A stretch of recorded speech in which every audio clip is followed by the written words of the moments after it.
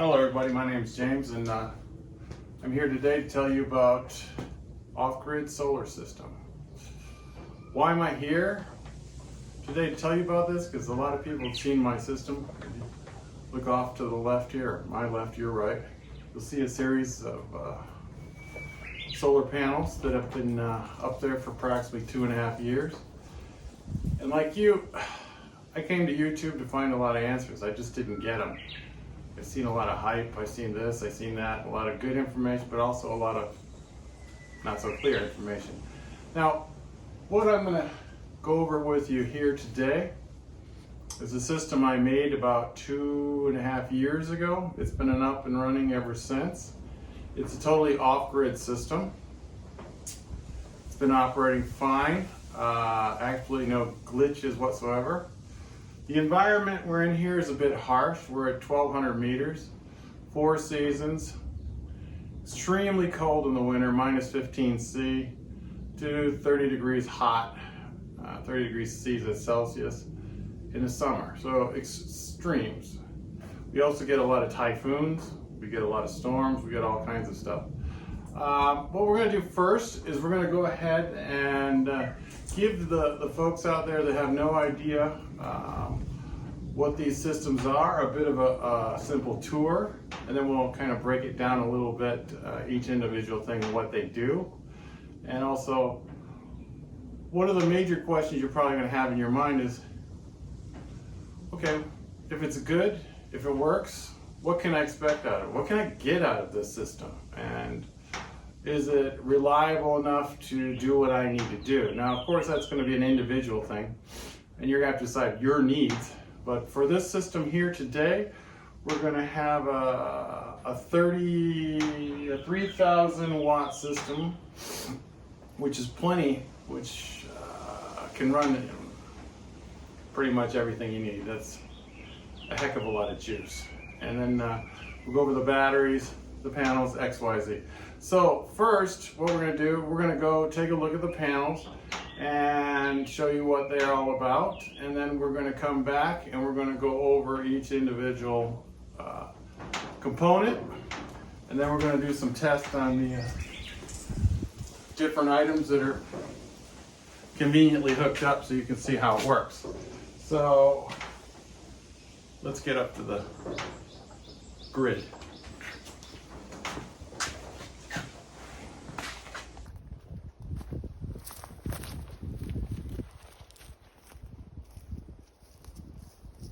Now here we are at the array right now.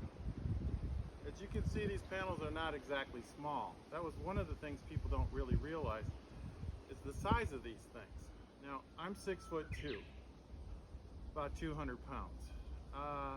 If you look at me standing next to them, you get an idea of size. How much do they weigh? They approximately weigh about 25 kilos each. So in pounds, just times that by 2.2. So they probably weigh about 60 pounds each. Now that's not including the frame. This is just the panel itself. Now these panels, in this particular case, are 380 watts each, maximum output. They're monocrystal, which is very strong weather, and there's 96 individual cells in this panel. Now exactly how big are these things? So let's talk about size. The width of these things is about 1 meter. This particular one is exactly 1 meter. So if we have 8 of these things, you got 8 meters plus. The gap in between is generally about 3 centimeters because of these brackets that hold them down. The length of these units is 95, well, 96. 1.96 meters, almost 2 meters. So whatever that is in feet, I don't know. I forgot. Now, the angle of these is important. You just can't have them facing everywhere. You basically must face them like south. Solar south is the best thing. So you have to check your local conditions and figure out with a compass which way is south, or follow the sun. Now, of course, the sun follows a different path at different seasons. Like I said, we're at 1,200 meters, and we are, well, facing south. So enough of that. Now, another good thing why I did this on the ground was I didn't know at first whether I should put it on the roof, and if I put all this money into it and it didn't work out, they didn't do what I had to do, and I had to take them off my roof and incur those expenses. I just thought, no. And plus, I have a lot of land, so it wasn't an issue for me. So I put them on the ground. Very easy to wash if I needed to. Anything under here, the wiring, etc. If there was anything that had to be done, I would be able to do it without going up on a ladder and playing around or having to call somebody else. Now, can these be assembled by yourself? Yes, I did it. How long did it take me to put this together? About a day. When did I do it? I did it in the fall, just before winter, so I could set the little foundations, which I'll show you in a bit, and they would solidify in the ground before it got frozen. The next, what we're going to do is I'm going to give you a quick tour underneath this thing and see what we're looking at. Now, one other thing I'd like to point out here is these rails that these panels actually rest upon. Now, we talked about this being 8 meters long, and nothing is perfect. So these rails are actually able to adjust a little bit more. You can space things out, slide them around a little bit with these adjusting things. So this whole system can actually slide back and forth, maybe on both ends about 4 or 5 centimeters, or no, that's more than that, maybe 4 or 5 inches or 10 centimeters on each side. Now down here, we're going to get to the foundation. It's something it's actually not that difficult to do. Again, one more thing I just remembered to say. When you mount these on the ground, you will get settlement to some aspect over time. Like I said, it's been up here for a couple of years. It's been through 2 winters, 2 winters. If you notice, when I first put this up, it was pretty much perfect, level, etc. Maybe we have a slight deflection in the mounts, but not anything really noticeable unless you really look at it. So these pipes and rails really hold this thing together quite tight. So you don't have to worry about being so perfect on it. It will flex. This would be different than on a roof, obviously. This is on the ground. So these things you don't really need to worry about too much, as long as your angle stays the same toward the south for the sun. Now let's go ahead and take a look at the structure. Now the underside of this air ray right here is mounted on a series of concrete blocks. Okay, and you can kind of get an idea. We'll get more into it on the structure of this system. It's extremely strong. It's built to take on anything, earthquakes and typhoons and everything. So let's go ahead and take a look at the actual mounting system. Now if you notice here, this is a concrete block. It goes down into the ground another 30 centimeters or so, because the frost line here is approximately 15 centimeters. And there are adjustments. You loosen the bolts, you can turn it left or right or slide it back and forth along with the front. It is a little bit different in the front, but the same general principle. Now if you notice these bars, they are stainless steel or galvanized at least, and they are really strong. You're not even going to shake this thing. Okay. Now, let's move on to the panels themselves, how they are connected.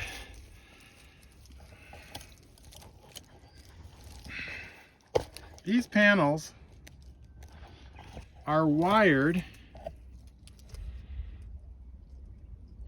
in a series of 2 each. So we have a total of 4 circuits. You have a panel here, here's the connectors. And these are pretty much foolproof. You got a male-female kind of thing here. You just snap them together. It comes over, we're connecting to the next one here. And then we've made one circuit, which is a little bit hard to see, but let me see. We do have a lot of extra wire here, and we won't worry about that. Now, all wires connect to what's called the PC combiner box. Now, this is where the junction of all the wires come to.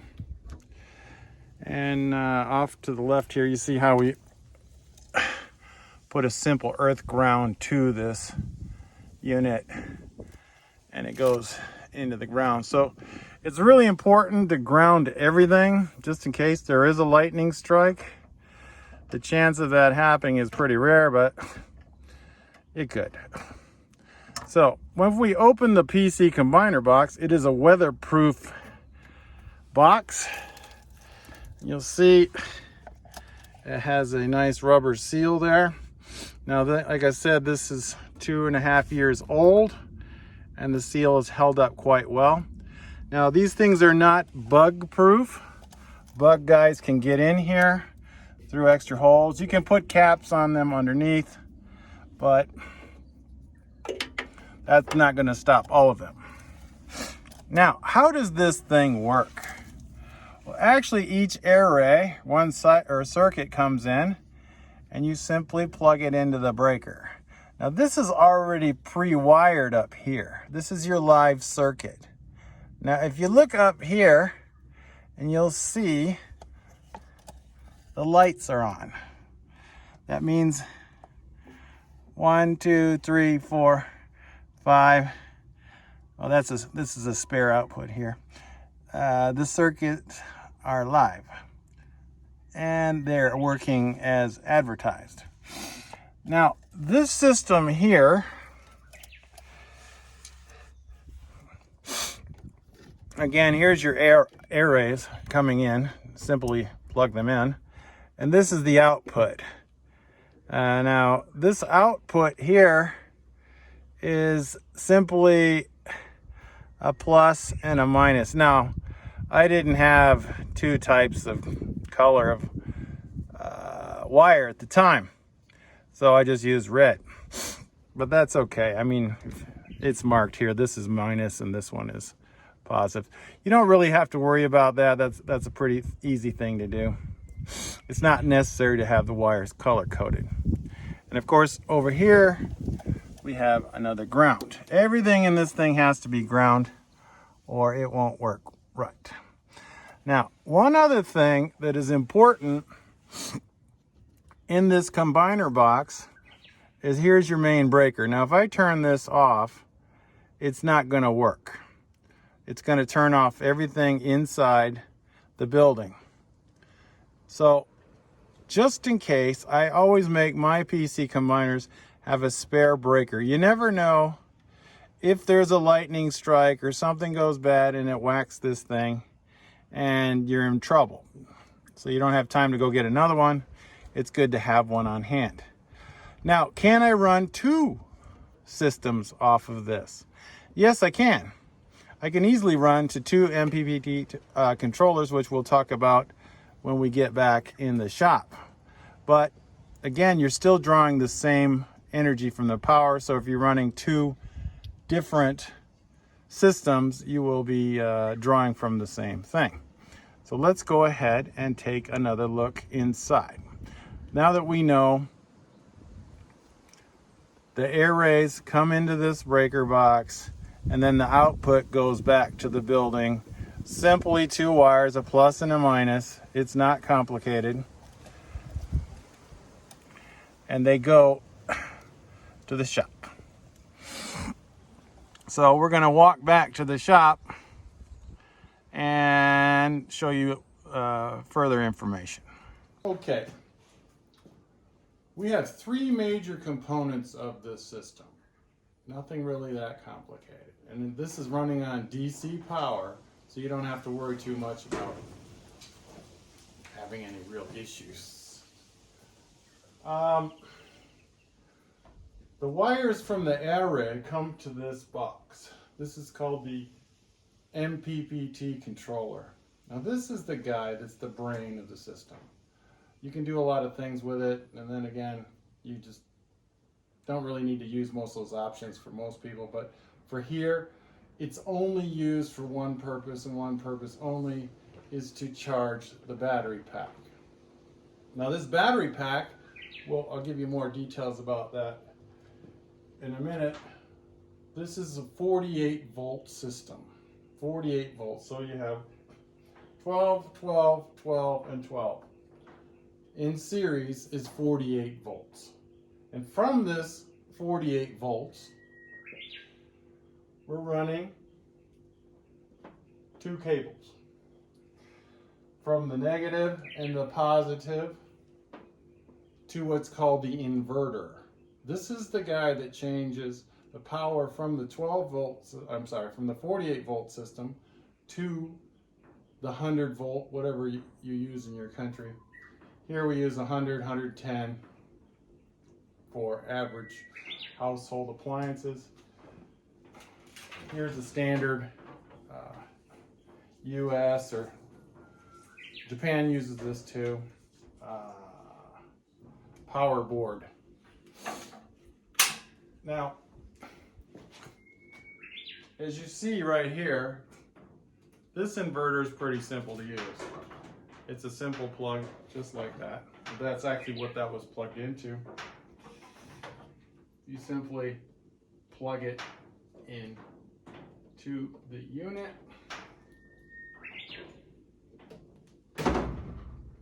Oops. Or you can wire out of this to a circuit breaker. But for this demonstration, we don't need this. Plug and play is probably what the majority of you will be doing anyways, since you're watching this video. And here we have common household items.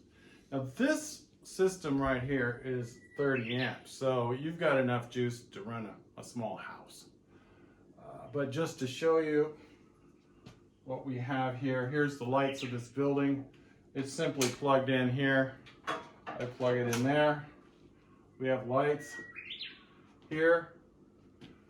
We have a simple fluorescent light.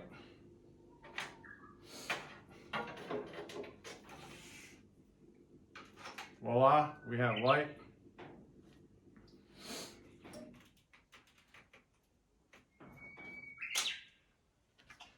And over here we have a freezer. This freezer system is online, freezing meat right now. This is a 170 liter freezer. It's on 24/7, and this system powers it all day long, no problem whatsoever. And then you can run your radios, you can run anything.